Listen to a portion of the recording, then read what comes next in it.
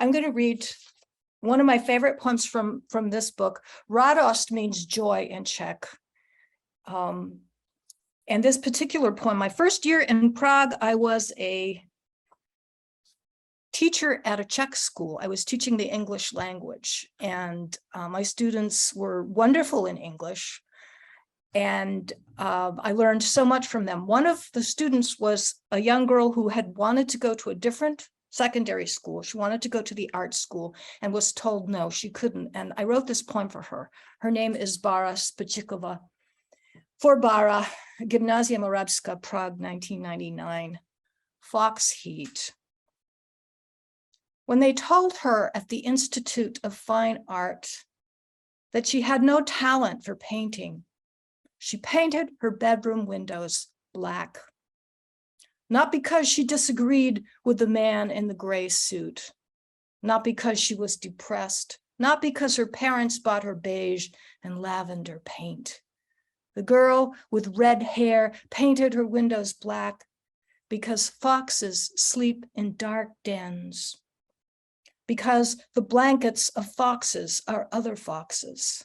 And when they curl themselves around the night, there is no sound, not no or yes or maybe or you must understand.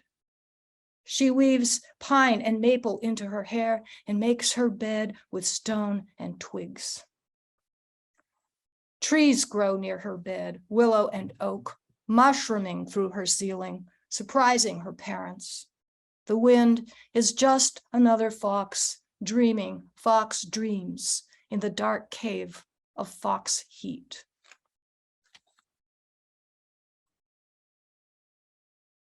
I'm going to read two more Prague-related poems. One was published in the last issue of the Inflectionist Review, and it's called Bone Church. There is a bone church. It's in Kutná Hora, the Czech Republic, and some monk or other in the Middle Ages, or somewhere around there, decided, I'm going to build this church out of human bones. And he probably, I'm not exactly sure, there was a graveyard, he got all the bones and he made this church. I've been there. It's actually a building, and it's something that doesn't leave your consciousness once you've seen that. So this is called Bone Church. The one other thing you need to know is that ossus is Latin for bone. It is also Latin for mouth. Bone Church, Kutná Hora, 2002. Something from nothing, something from what's left. Long-fingered hand, many-boned foot, hint of a jaw so surprised it drops its ossus. Oh, Latin for bone, heartwood, or stone, prayer. We are all hard at the core.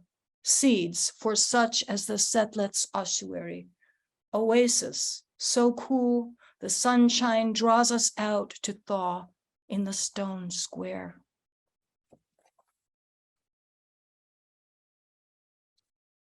I've got a chapbook in the works. It's called Escape Routes, and it's Prague-based. I think I'm going to read you the title poem from that collection. And there are a few things to know.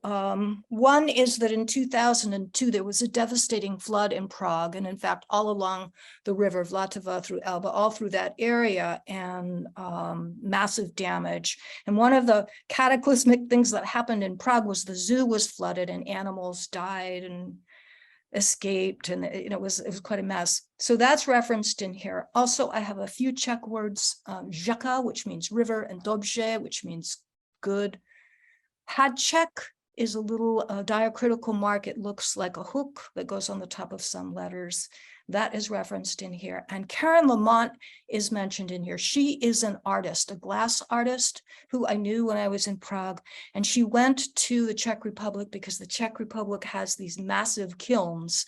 And she, at the time, was making glass dresses that weighed 500 pounds. And they were gorgeous. You should check her out, Google her, and you will see some images of these dresses. And I think that's all you need to know. Escape routes. This is a bathroom joke. The doorknob falls off and I am locked in a piss-smelly WC. I crawl out the window in the time of the flood, water filling the metro, swamping the zoo. Animals drown, are rescued, or escape. I was born in a flood year. Near the river, my people rode from one country into another. The way the sea lion, Gaston, journeys to Dresden in the sewer-swelled Vltava, searching for a home he didn't know he missed. Gaston, a French name meaning stranger or guest, like me, a stranger to the hardware of Czech words like Jaka, like Dobše, that hatchet buzzing my mouth. Call it hatchet or little hook, inverted umbrella or crystal bowl to put on my shelf. Call it another Prague poem locked in a bathroom or running wild in a miraculously dry underground gallery on Hursova. Call it an installation of zoo animals featuring an African lion named Václav, all gold like the king, like the saint. Or maybe that little hook is one of Karen Lamont's glass dresses, 500 pounds of belly, breast, hip, caged in glass folds and ruffles. Karen came here for the kilns. I came for the caves and escape routes, for the animals, though I didn't know it yet, for Václav, who prowls stone streets, his low roar buzzing my sleep.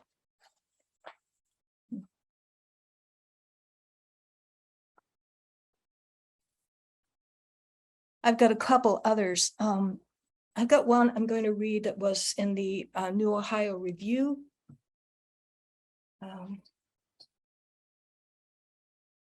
It's a poem I wrote to my father. You know, we're always trying to recreate the relationships we think we should have had, we wished we had. And my father was a very silent man, so I feel like I missed out on having a relationship with him. And so I've been writing about him for most of my life. And this is the latest poem. It's called Ode to My Father's Body. I think the only thing to know about this is that my father's native language was French. Ode to My Father's Body. I lose my way in the low note harmonica of my father's absence and unfold the map of his body in the big window of his barber shop at the corner of Summer and Gold, where he, slow, stood all day, poised to conduct the corral, clip, clip of his trade, shears, razor, hot towel, talc, brush and tonic, Red Sox radio. My father, vaguely tidy and distant, not dissonant. My everyone knew him father, my year-round bicycle father.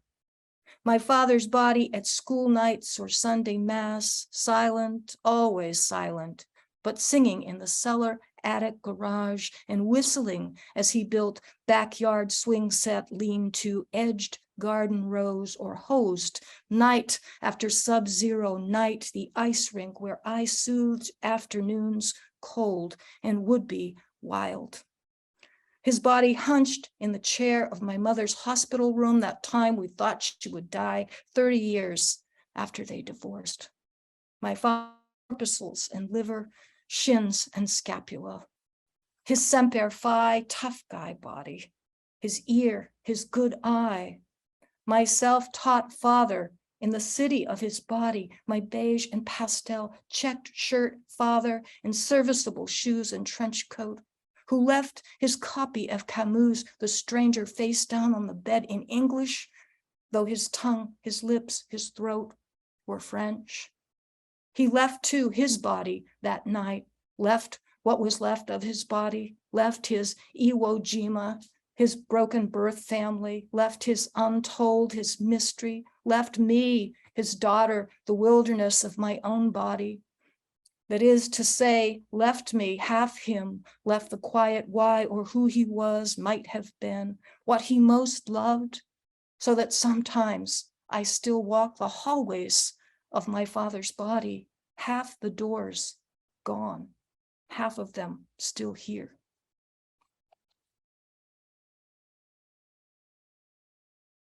Thank you. And I've just got one more. And these two poems, this one I just read and this one, are first and last poems in a collection that I have, a full-length collection that I have that doesn't have a publisher yet. This one is called Self-Portrait as Homestead, which is also the title of the collection, which is full of homesteads, houses, and addresses. And this is the last one. Self-Portrait as Homestead. You take a good look. Something you've been avoiding all these years. Your skin, a kind of peach stucco. The hallway blurred with clutter. You glue and staple each shingle, each summer. Add magenta cerise apple. Your mother's anger, your father's storm drains and floorboards, his tongue and groove, his silence. You patch Catholic prayers, gilt wallpaper, and beach sand. Add undressed windows, your hysterectomy scar. A good house is a used place, turned over and passed on. A place of winter noons, layered like the cemetery with strange names. You're still holding everything, skin cells and your grandmother's cookbook, broken outlets and not enough income. You wanted a light-filled house with wood floors and unexpected rooms, a possible place, the way womb hums the sound of home. What you got were 2 small closets and this hard squint, appraising what you thought you needed.